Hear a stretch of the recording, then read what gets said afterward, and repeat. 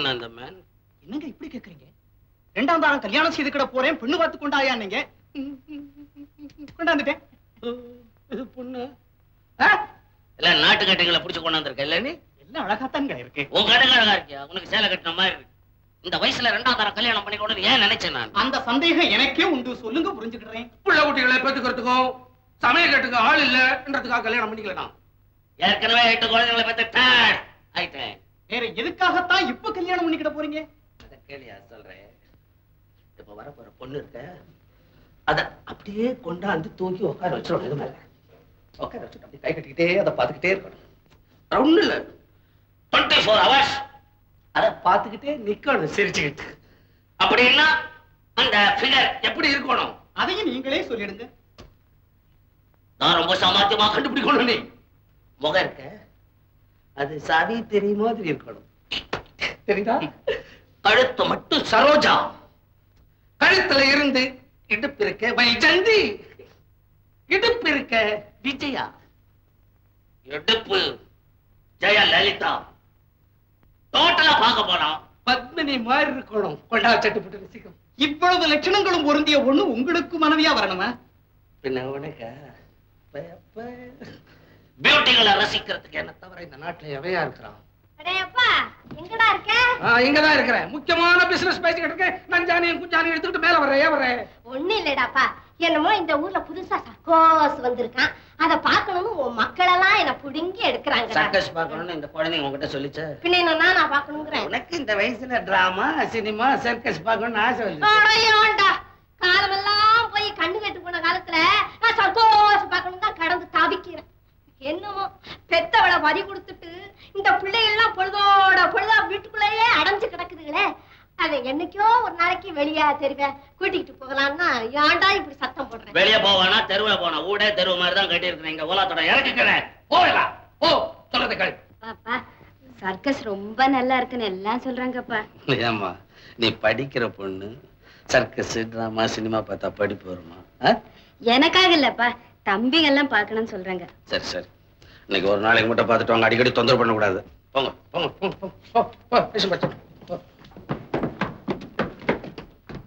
ஏங்க இது உங்க மூத்த பொண்ணுங்களா? ஆமா. பெண்ணுக்கு வேணும்னா ஃபர்ஸ்ட் கிளாஸா ஒரு மாப்பிள்ளை பார்த்து தரங்க புத்தி போறதே கிடையாது.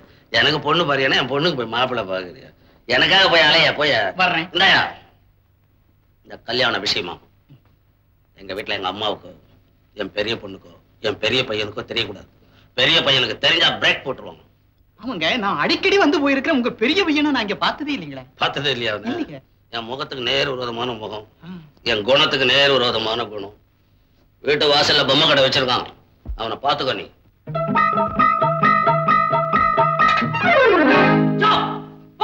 சும்மா வேடிக்கை பார்த்துட்டு ஒண்ணு வாங்குறதா ஒண்ணு இல்ல. போ, ஏமாந்தா அப்படியே எடுத்துட்டு போயிடுறது. இப்படித்தான் போன தடவை பட்டாபிஷேகம் செட்ல பரதன் தலைமையில வச்சிருந்த செருப்பு சதையை காணோம். இன்னதான் திருடுறதுன்னு கணக்கு எல்லாம் போச்சு. ஏன் தம்பி, நீங்க தான் பெரிய சாமி உள்ள மகனா?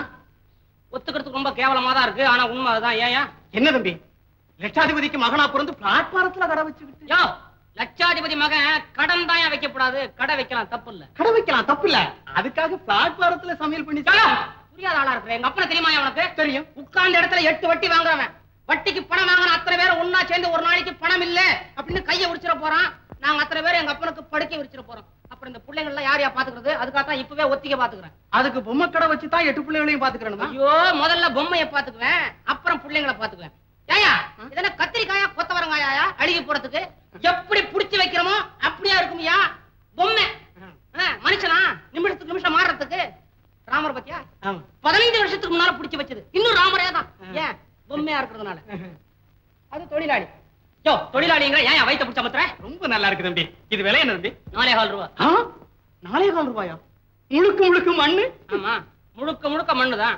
தலையில மாத்திர மண்ணு இருந்தா அப்புறம் இதுக்கு உனக்கு என்ன வித்தியாசம்? போயா, நீ வாங்க மாட்ட போயா. மண்ணா மண்ணு. கடைசியில நானும் நீ மண்ணுக்குள்ளதான் ஏன் போறான். ஆனா மண்ணுக்குள்ள இருந்து உருவாய் வருதியா இது?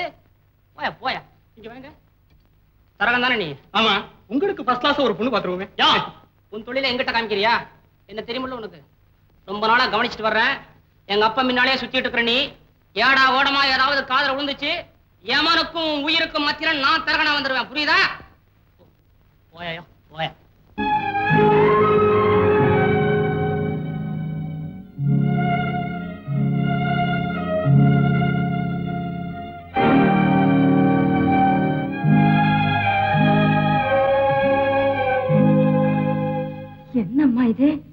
வயசுக்கு வந்துட்டாமா?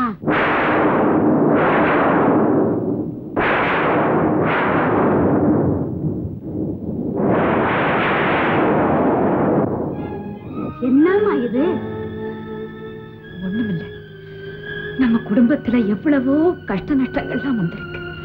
அப்பெல்லாம் நான் படபடத்திருக்கேன், பயந்ததில்லை. ஆனா இன்னைக்கு இந்த ஊமை பண்ணு வயசுக்கு வந்தது என்ன பயப்பட வச்சிருச்சுமா. என்னம்மா இது? பொண்ணா பிறந்தா என்னைக்காவது வயசுக்கு வந்துதானே ஆகணும். அது சரிதாம்மா. எல்லா சீர்வரிசையும் செய்து எந்த குறையும் இல்லாத பொண்ணுக்கு கல்யாணம் பண்றதே கஷ்டமா இருக்கு. இந்த வாயில்லா பூச்சிக்கு என்ன சீர் செய்யறது? யார் கால்ல போய்? எம்மா, இதுக்கு அடுத்தாப்பல இன்னும் 5 இருக்கேம்மா. வருஷத்துக்கு ஒவ்வொன்னா வந்துகிட்டே இருக்குமேம்மா. இதுக்கெல்லாம் நம்ம கடத்தருக்கு போலாமா? ஓ, புறப்படலாமே. உனக்காகத்தான் காத்துட்டு இருக்கேன். வா போலாம். சரி.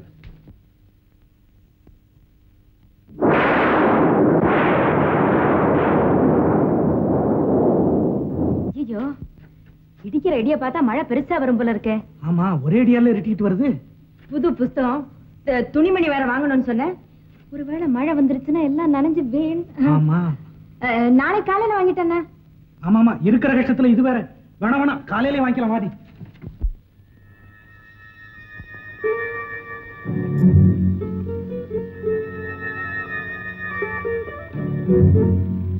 அம்மா, திடீர்னு வந்து இவ்வளவு பெரிய தொகையை கேட்கறியே, உனக்கு தெரியாதா நம்ம வீட்டுல நடக்கிற செலவு? இந்த குழந்தை பிறந்தாலும் பிறந்தது, டாக்டர், நர்ஸ், மருந்து, மாயம், அது இது, வர்றவங்க போறவங்கன்னு தண்ணியா செலவழிஞ்சு போச்சு. உன்கிட்ட சொல்றதுக்கு என்ன, இந்த மாசம் உனக்கு சம்பளத்தை எப்படி கொடுக்கறதுன்னு முடியா முடிச்சுக்கிட்டு இருக்கேன். சரிம்மா, நான் வர்றேன். மாப்பிள்ளைக்கு 50 லட்சம் சொத்து தேரும், அது சத்தியம். மாப்பிள்ளை எவ்வளவுக்கு எவ்வளவு ஒரு பொண்ணை பார்த்து ஆசைப்படுறாரோ அவ்வளவுக்கு எவ்வளவு வசதியை நாம அவங்க கிட்ட இருந்து எதிர்பார்க்கலாம். அந்த முறையில பாக்குறப்போ மாப்பிள்ளை உங்க பொண்ணை பார்த்ததுல இருந்து ஒரே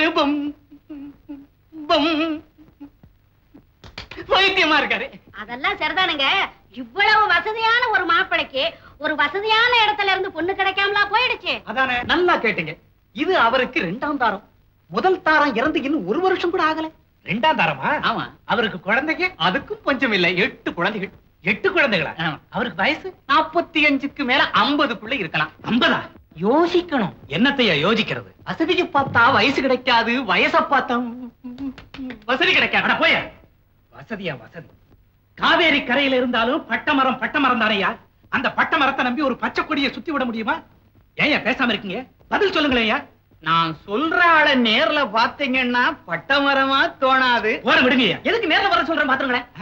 எங்களுக்கு இந்த விஷயத்துல எச்சம் இல்லைங்கிற, அப்புறம் வர சொல்றேன் போ சொல்றேன்னு. முதல்ல நீங்க எங்க இருந்து போயிட்டு வாங்க, தயவு செய்து போயிட்டு வாங்க. உங்க புரியும். ஐயா நில்லுங்க. இப்படி வாங்க. இவ்வளவு நேரம் பேசிக்கிட்டு இருந்தீங்களே, அவரை நான் நேர்ல சந்திக்க ஏற்பாடு பண்ண முடியுமா? சொன்னா பறந்துட்டு வந்துருவாருமா. நான் அவரை பார்க்க விரும்பல, மனம் விட்டு சில விஷயங்களை பேச விரும்புறேன். இத சொல்லி அவரை வர சொல்லுங்க. ஆகட்டுமா? இங்க வேண்டாம், மங்களாம்பிகை கோயிலுக்கு சாயங்காலம் 5 மணிக்கு வர சொல்லுங்க. சொல்றேம்மா. போங்க. அக்கா, அவரை எதுக்காக வர சொல்ற? வர சொன்னா என்ன? எங்களுக்கு கொஞ்சம் கூட இஷ்டம் கிடையாது. எனக்கு மட்டும் இஷ்டமா? இல்ல, எதுக்காக வர சொல்ற? வந்த உடனே என்ன தாலியா கட்டிட போறாரு? ஆளை நேரா பார்ப்போம், கேட்க வேண்டியதை கேட்போம். எல்லாம் சரியா இருந்து எல்லாருக்கும் பிடிச்சிருந்தா கல்யாணத்தை பத்தி யோசிப்போம். இந்த விஷயத்துல யோசிக்கிறதுக்கு எதுவுமே இருக்கிறதா எனக்கு தோணல. அந்த முடிவுக்கு வர்றது ரொம்ப ரொம்ப தப்பு. நீங்க போய் அவரை வர சொல்லுங்க. வர சொல்லாதீங்க. நான் சொல்றேன், வர சொல்லுங்க. நீ போ உள்ள. அக்கா, போப்பா உள்ள. நான் உயிரோடு இருக்கும்போது நீ அந்த... டேய், தெருவுடா, இங்க என்ன தகராறு? உள்ள போய் பேசிக்கலாம். நான் செத்தாலும் சரி. டேய் பாலு, நீ உள்ள போறியா, நான் இப்படியே வெளியில போயிடட்டுமா?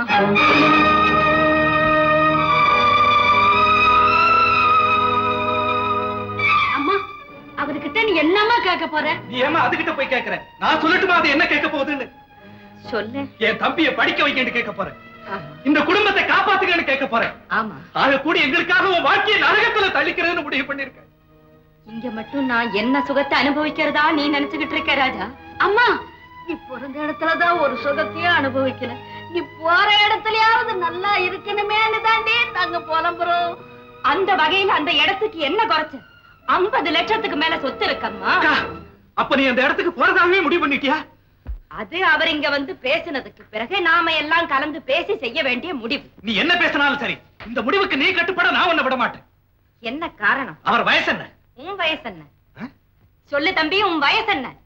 உனக்கே காலத்துல கல்யாணம் நடந்திருந்தா இப்ப நீ 4 பிள்ளைங்களுக்கு தகப்ப. உனக்கு நான் அக்கா. அப்படி பார்க்க போனா வயசை பொறுத்தவரை வரப்போறவர் எனக்கு தாத்தா. ஏன் எனக்கு சம வயசுள்ள ஒரு மச்சானா பார்த்து நீயே கொண்டு வந்துற. கொண்டு வரனா இல்லையா பாக்குறியா? ஏண்டா உலகம் தெரியாம கிடந்து கத்துற? கத்தலக்கா கொண்டு வந்து நிறுத்தி காமிக்கிறான் பாக்குறியா? நீ நிறுத்துறா முதல்ல. படிக்கிறா நான் படிப்பு. 40 வயசு ஆம்பளை 25 வயசு பொண்ணை கட்டிக்கிறதுக்கே ஏகப்பட்ட யோசனை பண்ற இந்த காலத்துல 28 வயசு முடிஞ்சு போன எனக்கு சம வயசுள்ள மாப்பிள்ளை இவரு கொண்டு வந்துடுறாராமல்ல. அக்கா, நான் சஞ்சலத்தால துடிச்சுக்கிட்டு பேசுறேன். நீ சாமர்த்தியமா பேசி என் வாயை அடைக்க பாக்குற. நான் பேச தயாரா இல்ல. உன் காலில் விழுந்து கேட்டுக்கிறேன், இந்த கல்யாணம் வேண்டாக்கா. ஆமாமா, இந்த கல்யாணத்தை செய்துகிறத விட கடைசி வரையில நீ கன்னியாவே இருந்துட்டு போயிடு. அது சரி. என்ன தம்பி, அம்மா சொல்றது எவ்வளவோ உத்தமம். அப்படி வாங்க. சும்மா வள வளன்னு பேசி என்ன பிரயோஜனம்? வந்துடணும் இப்படி ஒரு முடிவுக்கு. ஆக நான் ஒருத்தி இந்த வீட்டை விட்டு போயிட்டா அடுப்புல பூனை குட்டி படுத்துக்கும். உங்க எல்லாரோடைய சௌகரியத்துக்காகவும் காலம் பூரா வேலைக்காரியாவே இருந்து கடைசி வரலும் உழைச்சுட்டு கண்ண முடியட்டும். அவ்வளவுதானே, செஞ்சுட்டா போச்சு. அக்கா, என்ன பேசுற நீ? நான் படிப்பை நிறுத்தி விட்டு வேலைக்கு போறேன்னு கெஞ்சி கேட்டப்பெல்லாம் படிடா படிடா நீ என் உயிரை எடுத்து படிக்க வச்சுட்டு இப்ப யாரு வேலை படிய போடுறது? படிக்க வச்சேன் எனக்காக. வேற யாருக்காக? உனக்கு பின்னால பிறந்திருக்கே ஊமை. அதோட சேர்ந்த 6 பொண்ணுகளையும் வர்றவன் கையில மானத்தோட புடிச்சு கொடுக்கணுமேங்கிறதுக்காகத்தாண்டா உன்னை படிக்க வச்சேன். அப்போ ஏக்கா, நீ என் கூட பிறக்கலையா? நான் உன்னை காப்பாத்த மாட்டேனா?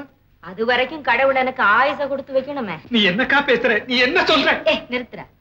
நீ டாக்டருக்கு படிச்சு முடிச்ச உடனே உன் கையில பணத்தை கொண்டு வந்து கொடுத்துருவாங்களா? அதுக்கப்புறம் 3 வருஷம் பழகணும், உனக்கும் தொழில் புடிச்சு வரணும், பேரும் புகழும் ஏற்படணும். இவ்வளவும் நடந்ததுக்கு பிறகு இல்ல உன் கையில பணம் வந்து சேரணும். அப்படியே உன் கையில பணம் வந்து சேர்ந்ததுக்கு அப்புறம் நீ எங்களை காப்பாத்துவேன்னு என்னடா நிச்சயம்? அக்கா, தெரியும்டா. ஊர்ல எத்தனை அண்ணன் தம்பிங்க அக்கா தங்கச்சிங்களை காப்பாத்துறானுங்கன்னு நல்லா தெரிஞ்சுக்கிட்டு தான்டா பேசுறேன். அவனுக்கு வயசு வாலிபம் பொண்டாட்டி புள்ளன்னு வர்றப்போ பிறந்தவளுங்களை எத்தனை பேரு திரும்பி பாக்குறானுங்கன்னு புரிஞ்சுக்கிட்டு தான்டா பேசுறேன். அக்கா, அந்த மாதிரி அண்ணன் தம்பிங்க அநேகம் பேர் இருக்கலாம். ஆனா அவங்க கூட பிறந்த எத்தனை அக்கா தங்கச்சிங்க உன்ன மாதிரி தியாகமே உருவா பிறந்திருப்பாங்கன்னு எனக்கு தெரியாது. உன்னதான் எனக்கு தெரியும். உன் தியாகத்தை தான் நான் புரிஞ்சுக்கிட்டு இருக்கேன். உன் கூட பிறந்த எனக்கு அந்த தியாக புத்தி கொஞ்சமாவது இருக்கும்னு நீ நம்ப கூடாதா? தேவலியே, நீ கூட இப்ப தியாகம் பண்ண தயாராயிட்ட. நிச்சயமா? சத்தியமா? சத்தியமா சொல்ற. நான் உயிரோட இருந்தாலும் இல்லாட்டி போனாலும் உனக்கு பின்னால பிறந்திருக்கே அந்த ஊமை பொண்ணு, அதோட சேர்த்து 6 பெண்களுக்கும் கல்யாணம் செய்து முடிக்கிறவரை நீ கல்யாணம் செய்துக்கிறது இல்லன்னு எனக்கு சத்தியம் பண்ணி கொடுறா. கல்யாணம் பண்ணிக்கிறது இல்லைன்னு சத்தியம் பண்ண முடியாதுக்கா. என் தங்கச்சிகளுக்கு கல்யாணம் செய்து முடிக்கிற வரையில என் கல்யாணத்தை பத்தி நினைக்கிறது கூட இல்லைன்னு சத்தியம் பண்றா. அப்பா, இந்த 6 பெண்களையும் நல்ல இடமா பார்த்து கொடுக்கணும்னா நீ டாக்டருக்கு படிச்சு முடிச்சாகணும் இல்லையா? ஆமா. உன்னை டாக்டருக்கு படிக்க வைக்கிறதுக்கே இந்த கல்யாணத்தை நான் செய்துதான் தீரணும். அக்கா, அதுக்கு வேற என்னமோ செய்துக்கலாக்கா. நான் எப்படியோ படிச்சுக்கிறேன். முடியாது. நான் படிச்சு காட்டுனா இல்லையா பாருங்க. உலகம் தெரியாம பேசாதே, ஒண்ணும் முடியாது. என்னக்கா உலகம் உலகங்கிற? உலகத்தை விடுறா. முதல்ல சொந்த வீட்டு சமாச்சாரம் தெரியுமா உனக்கு? என்ன? இந்த வீடு கடல்ல மூழ்கி போச்சுடா. என்னைக்கு உன்னை டாக்டருக்கு படிக்க வச்சேனோ அன்னைக்கே இந்த வீட்டை அடமானம் வச்சுட்டேன். இது வரைக்கும் இந்த விஷயத்தை நான் உங்ககிட்ட எல்லாம் சொல்லியிருக்கேனா? இந்த வீட்டுல எவ்வளவோ கஷ்ட நஷ்டங்கள்லாம் வந்திருக்கே, இதெல்லாம் உன் காது வரைக்கும் வரும்படியா நான் விட்டுருக்கேனா? இன்னைக்கு தானே சொல்றேன். ஏன் என் சாமர்த்தியம் ஒன்னும் பலிக்கலடா. எந்த நிமிஷம் கடங்கார இந்த பொட்ட பசங்களை வீட்டை விட்டு வெளியே விரட்டிடுவானோன்னு என் சரீரமே நடுங்கிட்டு இருக்குடா. ஏய், நம்ம கண்டு பரிதாபப்படுறவங்க இருக்காங்க. அவங்க கையில பணம் இல்லை. எனக்காக கண்ணீர் விடுறவங்க இருக்காங்க. அவங்க கையில காசு இல்லையே. யார் யார பார்க்கணுமோ, எங்கெங்க கேட்கணுமோ, யார் யார் காலில் விழுகணுமோ அவ்வளவு செஞ்சு பார்த்துட்டு இனி முடியாதுங்கிற முடிவுக்கு வந்த பிறகுதாண்டா இந்த முடிவுக்கு வந்திருக்கே. என்ன விட்டு